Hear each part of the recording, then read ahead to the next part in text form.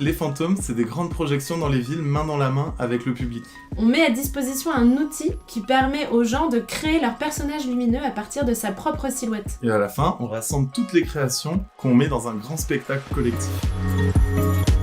À la naissance des fantômes, je me rappelle très bien, j'avais mon petit projecteur dans les rues de Montréal, et c'est là, en voyant ce personnage lumineux super sympathique, je me suis dit, tiens, le nom fantôme, ce serait super pour ce concept. Pour créer son fantôme, c'est très simple, ça se passe en 3 étapes. La première étape, c'est la capture. À la manière d'un photomaton et en vidéo, on va venir capturer 5 secondes du mouvement du participant ou de la participante. Ensuite, ça imprime le mouvement en 8 images décomposées, c'est le dessin. On va venir en fait tout simplement détourer sa silhouette avec un feutre noir. Et la 3e étape, c'est le scan, et c'est la partie vraiment magique où on vient révéler son personnage en scannant la planche dans le scanner magique, et ça transforme instantanément le dessin en animation. La Fantomobile, c'est notre concept mobile des fantômes en fait. C'est-à-dire qu'on arrive à un endroit avec tout notre matériel, avec notre petite maison comme une tortue sur le dos, l'atelier, la scénographie, le projecteur, et finalement d'aller là où on nous appelle. C'est vraiment notre petit bolide créatif en fait.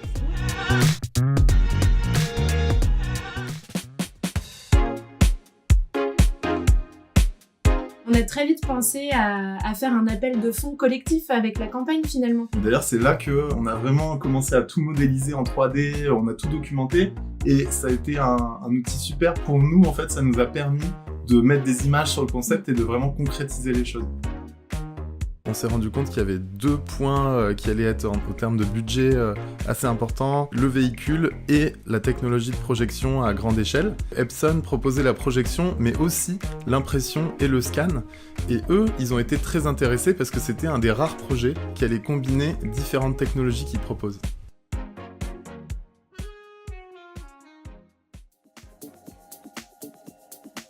Avec les fantômes, on a la volonté de toucher énormément de monde, que ce soit en termes de public, mais aussi en termes de collaborateurs. C'est sûr, on travaille avec des collectivités, avec des lieux et des événements, avec des activations de marques, avec des musées pour des installations de plus grande envergure et pérennes. Mais je pense que cette proposition, elle se veut vraiment sur mesure et adaptable à toute envie. Les lieux qui nous accueillent, ils ont déjà un public, et en fait l'expérience fantôme, ça va vraiment leur permettre de retisser des nouveaux liens à l'intérieur de ce public, de redynamiser le quartier, de donner un peu une nouvelle énergie à leur communauté. Pour la suite du projet, je pense qu'on a envie d'être ambitieux, c'est ce qu'on a fait depuis le début. De pas avoir peur de s'amuser, on n'essaie pas de trop intellectualiser, on essaie de s'éloigner au maximum de tout académisme. On est super ouvert à faire entrer des nouvelles personnes dans l'aventure. On aimerait avoir un studio physique où on puisse montrer nos prototypes, montrer le travail qu'on développe. Pour nous, le processus, c'est presque aussi important que le résultat final. On travaille beaucoup aussi pour que notre atelier soit de plus en plus solide, robuste. Ce qu'on aimerait, c'est pouvoir créer un kit qui permette de faire l'atelier un peu partout sans qu'on soit nécessairement présent. Comme il n'y a pas de barrière de la langue, ce serait l'idéal de pouvoir appuyer sur un bouton, que n'importe qui puisse le faire et chacun vient créer de façon spontanée avec du public qui vient d'un peu partout dans le monde.